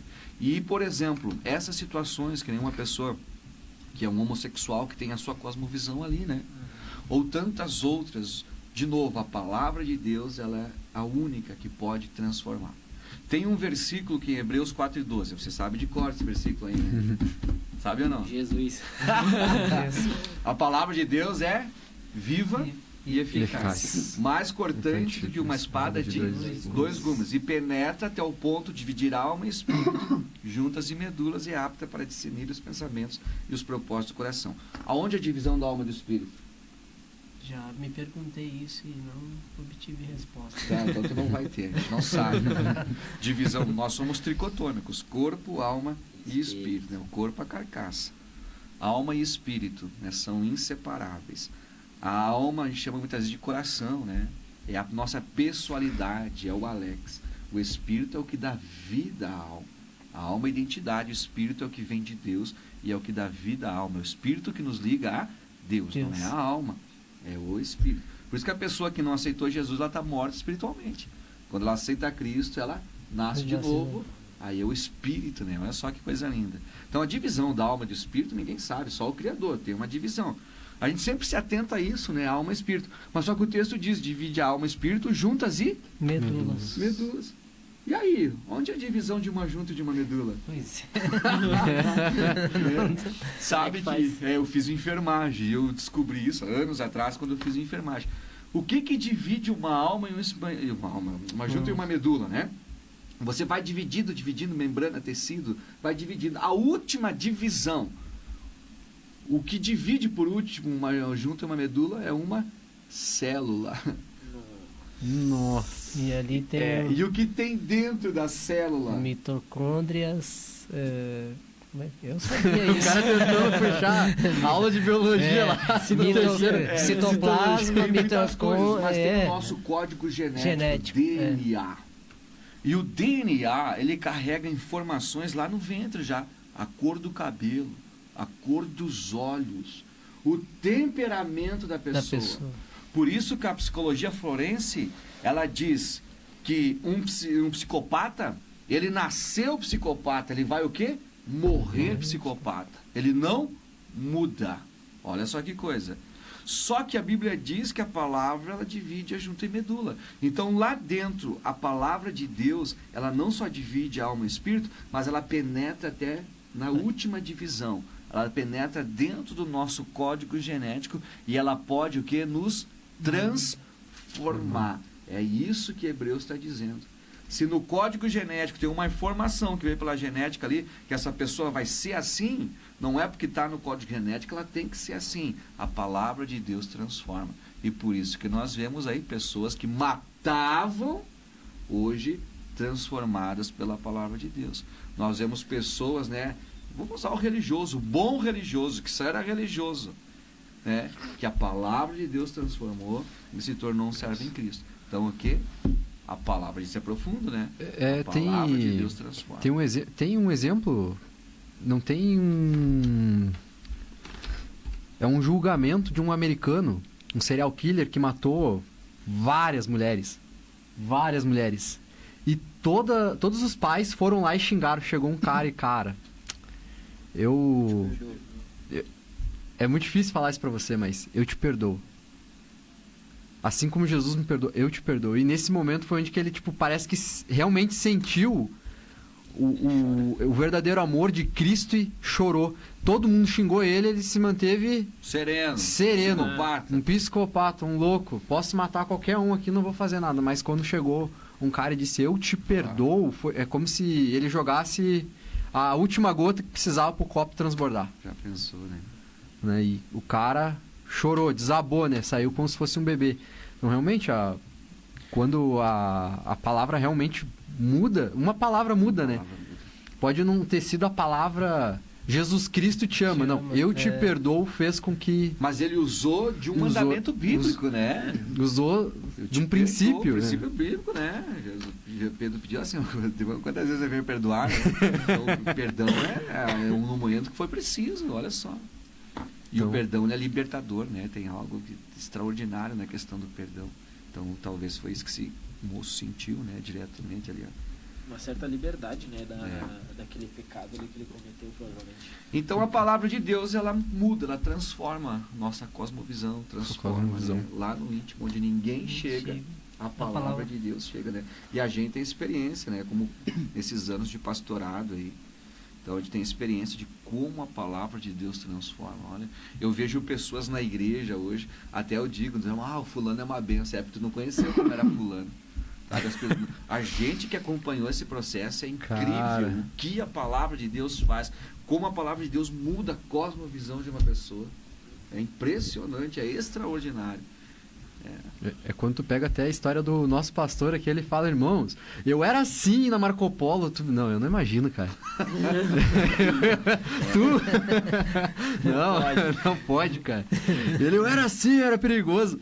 Aí tu pergunta pra esposa, não, porque ele era perigoso, era bravo, né? Era meio assim, facão, né? O cara falava um negócio e ele já pá. Foi a mesma questão. E tu não imagina? Foi a mesma questão de Paulo, né? Quando ele teve aquele encontro real com Cristo lá. Claro que quando ele já viu o apedrejamento de Estevão, aquilo já balançou ele, né? Já balançou. Mas ele no caminho ali, quando ele ouve a voz, né? Paulo, por que está me perseguindo? Aí Paulo diz, mas quem é tu, Senhor? No grego, kurios. Já na voz, Paulo se rendeu, porque kurios, né? É Senhor, português, maiúsculo. É alguém acima de ti. Então Paulo já entendeu que quem estava falando era alguém superior a ele. Quem és tu, Senhor? Quem és tu que é maior do que eu? É isso que Paulo está dizendo. E aí a voz disse, eu sou Jesus quem está perseguindo. Ah, que coisa. Forte. Que forte demais. Transformação. Né? Pastor, a gente fica muito feliz pelo senhor ter aceitado o nosso convite aqui. A gente já até Passamos do horário. Não, mas é que o nosso horário aqui, se a gente puder ficar até a meia-noite, a gente vai ali, depois ele aciona o alarme. Mas é para também não tomar muito do tempo do senhor. A gente quer agradecer pela sua participação, agradecer porque essas dúvidas sobre a cosmovisão cristã, muitos jovens, até mesmo muitos idosos, velhos da nossa igreja, eles não sabem. Se for perguntar hoje para algum presbítero, algum outro irmão mais velho da nossa igreja, ele não vai saber responder o que é. Até mesmo, talvez, ele não vai ter algo formado, e o que ele tem formado, talvez é formado pelos doutores de YouTube, né? Pelos professores, os mestres de YouTube. E a gente quer agradecer pelo senhor tirar essas nossas dúvidas e também nos trazer qual é realmente a cosmovisão cristã pela palavra. Então, eu quero agradecer, eu quero pedir para o senhor tenha essas últimas palavras aqui conosco, né? E provavelmente o senhor... Agradeço a oportunidade, né? Sei que tem muitos irmãos ouvindo, e os irmãos do Santa Fé, que também são muito queridos nossos, né? A gente congregou há muito tempo aqui também no Santa Fé. Então, para nós também é um motivo de alegria estar aqui junto com vocês. Em outro momento nós voltamos, né? Voltamos para falar da cosmologia. Isso aí. Que é um assunto escatologia. É um assunto equívoco, né? Mas é um assunto muito bom, sabe? A cosmologia. Eu dei um estudo lá no Serrano sobre Gênesis e nós ficamos, olha, eu não lembro, 6 meses. Acho que até o capítulo 11. Só no capítulo 1 eu fiquei acho uns 2 meses. Então, nossa, isso é muito importante. Então, porque hoje, tudo que a ciência, a arqueologia tem descoberto, corrobora com a descrição bíblica, sabe? É extraordinário, né? Então, vamos um dia falar sobre isso, podemos falar sobre escatologia, vamos falar sobre Israel também, que é um assunto muito em pauta hoje, é muito importante. Então, outros momentos a gente volta e retorna aí com vocês. Não é benção, até tanto tem muitos irmãos com dúvidas, né? Que hoje eu vejo gente apoiando mais vamos dizer, apoiando mais a Palestina. Sim. Né? Tem um ódio tremendo de Israel. Eu fico, cara, mas calma aí, velho. Verdade. E calma, peraí. Porque eles foram doutrinados, né? A ver a forma, infelizmente, errada, distorcida. Então, por isso que a gente precisa mostrar o que a Bíblia ensina. Essa questão eu enfatizo muito, né? A Bíblia é muito clara. Deus falou para Abraão, depois Deus falou lá para Balaão, abençoarei os que te abençoarem e amaldiçoarei os que te amaldiçoarem. Então a gente tem que ter muito cuidado qual que é a nossa cosmovisão sobre Israel, do que está acontecendo. Eu antes de nós encerrar, eu ia fazer uma pergunta pro pastor. Cara, que não tem nada a ver, mas só pra gente... O senhor que é que entende bastante da questão de escatologia. Nós estamos vivendo dias bastante complicados, né? A gente até tem que ter um certo cuidado em relação ao que a gente vai falar muitas vezes, que as coisas vão começar a apertar daqui para frente para nós, né? Então, em relação a essa... qual que é a visão do senhor em relação a essa... por exemplo, o STF anda querendo formar leis voltadas à mídia, né? Não, mas assim, tipo, não, mas tipo assim, o que o senhor enxerga isso para a igreja hoje? Isso pode, daqui a um pouco, ter um impacto em relação ao evangelho? A gente ser proibido de, por exemplo, falar algumas coisas? Ou também os próprios pastores, né? Por exemplo, daqui a um pouco, ter um cuidado no púlpito de nossas igrejas. Você sabe que a gente vive os últimos dias, né? Nós somos a geração do arrebatamento. Então, assim, não falta nenhum sinal se cumprir para a vinda de Jesus. Tá? Nenhum.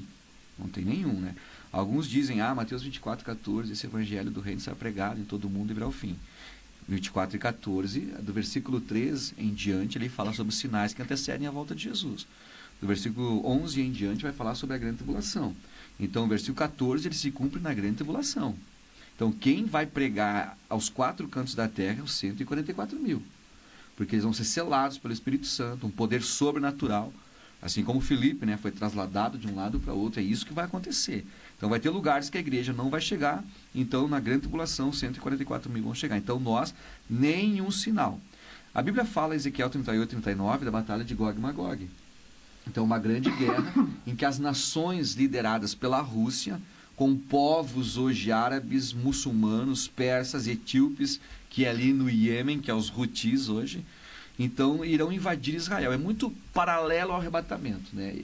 Nós não vamos chegar a ver a guerra, nós vamos ser arrebatados antes, mas nós vamos ver o desenho dessa guerra. Só que em nenhum momento da história nós tínhamos visto o desenho dessa guerra. Agora, ano passado, nós vimos duas vezes, né? Nós vimos, então, os Houthis, que é no Iêmen, que é Etiópia, os etíopes, e nós vimos pela primeira vez os persas. Ali está muito claro, os persas vão estar juntos na invasão. Então, os persas é o Irã. O Irã, até 1955, se não me engano, era chamado Pérsia. A língua oficial é o persa. Então, o Irã é a Pérsia na Bíblia. E o Irã fez 2 ataques a Israel, né, com mais de 400 mísseis balísticos a 2.000 quilômetros. E o mundo filmando, o mundo vendo. Quando eu vi, em abril e outubro, quando eu vi aqueles mísseis chegando a Israel, eu disse, meu Deus, está aí a batalha de Gog e Magog desenhada. A Rússia só não entrou porque a Rússia está ocupada com a Ucrânia. Com a Ucrânia. E Deus está dizendo, não, peraí, ainda não. Tem alguma coisa para acontecer. Mas vejam a velocidade que está acontecendo. Mas o senhor viu hoje, né, que o míssil, em vez de ir, por exemplo, direto lá para a Ucrânia, caiu antes na Polônia. E agora, como a Polônia faz parte da OTAN, eles querem uma resposta rápida. Se a OTAN entra, né, para ver, sei lá, para determinar uma terceira guerra mundial, ou quem sabe seja só um erro de cálculo, né? Mas segundo eles informam que não há um erro de cálculo. O míssil foi mandado direto mesmo para atingir a Polônia. As coisas estão muito aceleradas. Então a gente viu pela primeira vez o desenho dessa batalha e eu fiquei impressionado. Então a nossa geração viu os sinais mais evidentes. Vimos Israel voltar a ser nação. Mateus 24, 32. Nós vimos o desenho da batalha de Gog e Magog. Nós vimos a maior catástrofe já vista no Rio Grande do Sul, a nossa geração. Essa foi terrível. E vocês sabem que ali se faz um cálculo, né, quando se constrói represas, tudo, até onde a água chegou, para que não haja um incidente, que não haja, né, de novo. E aí se fizeram um cálculo ali, o decamilímetro, e descobriram que há 10 mil anos atrás, né, mais ou menos, né, isso também não tem certeza, mas a água passou longe nesses lugares ali. Então, se você for ver há 10 mil anos atrás, mas já 6 mil anos atrás, a água passou ali onde eles previram, que foi no dilúvio, né? Então, nós vimos coisas que, né, sinais na volta. Então, não falta mais nenhum sinal. Então, nós vivemos os últimos dias. Então, relacionado à tua pergunta, Será que no Brasil vai ter perseguição? Será que nós vamos ser impedidos de falar do Evangelho? Então tem duas situações, né? Antes da volta de Jesus, tem lugares que os cristãos são perseguidos. Por exemplo, você vai, né, tem lugar, os muçulmanos, né? Eles vêm para o Brasil, vêm para a Europa. A Europa está islamizada. Vem, pregam, constrói sinagoga. Agora vai uma outra religião. Vai o cristianismo num país muçulmano pregar. É preso, é torturado, é morto. Então tem lugares que cristãos são perseguidos. Vai lá para a Somália, né? Vai para a Nigéria, Marrocos. Vai no Irã para te ver. Nossa. Então há uma perseguição muito grande a proporção a nível de mundo é maior do que do primeiro século. Então tem lugares que vai haver perseguição, mas tem outros lugares que aí se cumpre aquela palavra do esfriamento do amor. Então eu penso que no Brasil não vai haver essa perseguição. Nós não vamos ser impedidos. Eu penso que vai continuar assim. O que eu penso que acontece no Brasil é a questão do esfriamento do amor e da falta da fé. Então olha o evangelho, né, evangelho como evangelho, de forma genérica, cristãos. Nós falamos lá no início da live, né, os evangélicos já, aí 2030, 2050 vão passar os católicos. Então eu penso que nós vamos entrar nesse aspecto do esfriamento do amor e da falta da fé. Também sinais, né, que antecedem a volta de Jesus. Penso que não vamos ser perseguidos, né? Eu Tomara que não. O cara não quer fazer mais pergunta, né? Mas uma pergunta. Essa questão, a gente sabe que o nosso presidente já se posicionou em questão que ele é contra Israel, né? Sim. Isso torna a nossa nação, por Deus, amaldiçoada? Não. Não por quê? Porque por mais que ele seja o líder, ele não fala pela nação, por toda a nação. Ele fala por ele, né? Fala por ele. Então nós temos muitos políticos que são pró-Israel, que defendem Israel, que amam Israel. E a maior parte dos evangélicos, tem evangélicos, como vocês falaram, que tem a visão distorcida, mas a maior parte dos evangélicos, eles amam e eles oram por Israel, né? Então, claro que nós precisamos ter alguém que nos governe, que tenha essa visão bíblica, que tenha amor por Israel. Sabe, o assunto ele é muito longo, mas o Rio Grande do Sul hoje, né, de todos os estados brasileiros, aí ele é o que mais decaiu nos últimos anos. E um dos motivos que ele mais tem decaído é justamente porque os nossos governantes que passaram por último aí tinham uma visão contra Israel. Eu vou dar um exemplo. Em 2013, teve em Porto Alegre o movimento mundial pró-Palestina. Ninguém sabia disso. Eles andaram pelas ruas de Porto Alegre com bandeiras da Palestina e com o slogan Palestina Livre. O que é Palestina Livre? Aí tem aquele documentário From the River to the Sea, né? Que é do rio ao mar. Os palestinos, eles não querem um Estado, eles querem a extinção total de Israel, do rio ao mar, do Mediterrâneo ao Rio Jordão. Eles querem a extinção. Está no Estatuto do Hamas a extinção de Israel, a extinção do povo judeu. E aqui no Rio Grande do Sul, em Porto Alegre, fazendo o movimento Palestina Livre. E aí nós não sabemos, mas vários acordos que eram para ser firmados com empresas israelenses, os nossos políticos cortaram. Claro. A posição aqui de políticos nossos contra Israel. Teve, por exemplo, no Rio de Janeiro, lá um candidato a vereador, o tal de não vou lembrar agora, para não mentir. Mas no movimento no Rio de Janeiro, eles queimaram a bandeira de Israel. Em Curitiba, eles queimaram a bandeira de Israel. E aqui em Porto Alegre, queimaram a bandeira de Israel. E aí, quando eu queimo uma bandeira de um país, eu estou automaticamente dizendo, amaldiçoando aquele país. E não só isso, no Exército a gente aprende que isso é declarar guerra contra o país, tanto que é proibido. Nós, brasileiros, somos proibidos de queimar nossa própria bandeira, porque é declarar guerra, é dizer que o Estado... como assim, eu não sou submisso ao Estado, né? Uhum. Tanto, o dia da bandeira é o único dia que a gente pode queimar uma bandeira, mas não é a gente que queima, é o Exército. É certo. A gente tem que levar, se tiver uma bandeira aqui na igreja, nas escolas, a gente leva até o quartel mais próximo no dia da bandeira, eles queimam, só no dia da bandeira. É o único dia permitido, que daí é aquela renovação, mas isso é uma declaração clara de guerra. Guerra contra 19 de novembro. E aí você vê, por exemplo, o livro de Obadias. Quase ninguém lê o livro de Obadias. E no livro de Obadias é a destruição de Edom. Edom é descendência de Esaú. Por exemplo, a cidade de Petra. Vocês conhecem a cidade de Petra, na Jordânia? Petra é onde tem esculpido nas rochas lá, aquela entrada, tipo um templo lá, o filme Transformers, vocês não viram Transformers? Que o Bumblebee luta lá dentro, é lá. Nossa, Olha só, viu? Escultura. Despertou os lá é Jordânia, eu tive lá. Despertou os homens. Eu tive na Jordânia também, aquele local é uma das 7 maravilhas do mundo antigo. Por que a gente estava falando agora de Petra? É que o senhor estava falando de Obadias. De Obadias. Aí a cidade lá, a antiga cidade de Petra era a cidade capital do reino de Edom. E é uma fortaleza natural. Para entrar lá só tem uma entrada, uma saída, um labirinto. Então os exércitos inimigos que entravam ali, os edomitas matavam, destruindo tudo. E eles ficavam nos altos penhascos, e o Senhor diz, mesmo que você coloque seu ninho como águia no penhasco, eu vou te derrubar de lá. E devido a essa soberba, quando Judá foi destruído, eles ajudaram ainda a matar, destruir o reino do sul, Judá. E Deus disse que destruía eles pela posição contra Israel. E Deus destruiu eles, está lá a prova hoje. Então, o livro de Obadias. Então, a palavra de Deus, ela se cumpre. Se um reino se colocar totalmente contra Israel, ele vai ser destruído.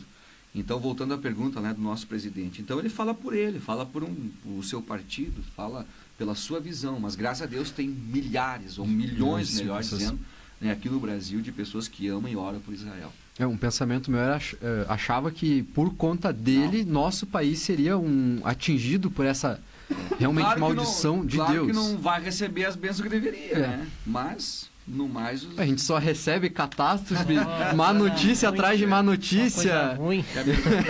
Por exemplo, aí você... Se tá ruim, pior. Eu vou dar um exemplo para vocês. O Paraguai. Vocês têm observado o Paraguai? O Paraguai é o país que mais cresce na América do Sul. A economia está explodindo no Paraguai. Qual que é a posição do Paraguai? Completamente pró-Israel. O Paraguai foi um dos únicos países do mundo que colocou a embaixada deles em Jerusalém. Coisa que nem o Bolsonaro conseguiu fazer. E ele tentou, né? E aí tu olha do nosso lado e por que prospera. A Argentina também tá seguindo o mesmo rumo, né? Milei tá seguindo Milei tá fazendo um movimento. E aí você vê, por exemplo, o Canadá hoje não, mas os ministros que antecederam lá, esse que está agora, mas muito, muito pró-Israel. E olha como o Canadá foi abençoado. É bom, os próprios Estados Unidos também, né? Então, mas a gente precisa orar, né, para ter isso. Que Deus coloque alguém que tenha essa visão. Claro que a gente não concorda com tudo que o Benjamin faz, é óbvio que não, né? Mas a visão bíblica é amar, é orar por Israel. Agora, a cosmovisão deles é o quê? Olho por olho, dente por dente. Me atacou. Sim, matou 13 famílias. A gente vai matar...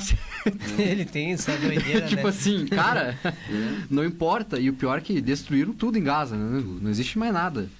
Mas então, não vamos continuar. A gente já está chegando perto da meia-noite. Não, mas é interessante esses assuntos assim, porque é a dúvida de muita gente, né? Muita gente.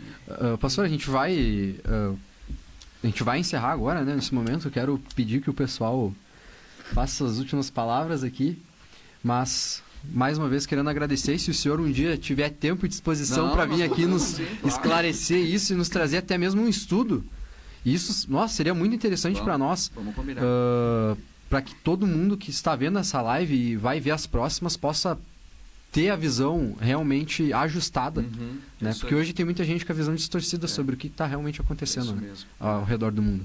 Então, peço que Mateus e o Abner e o André façam suas palavras e...